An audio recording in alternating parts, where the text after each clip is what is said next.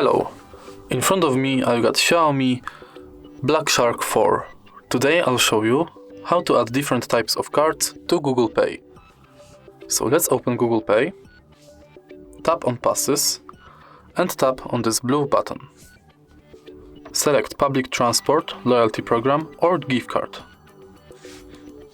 In Public Transport you can add your public transport tickets to Google Pay.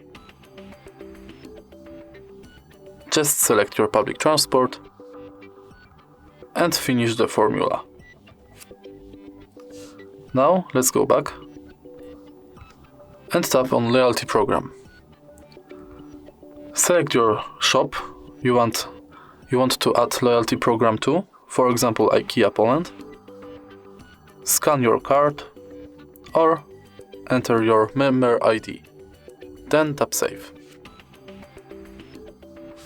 And the last one is gift card. Similar to loyalty card, select your shop, write card number, PIN, balance, your notes, and tap on Save. And that's it for different types of cards in Google Pay. If you find this video helpful, please leave like, comment and subscribe.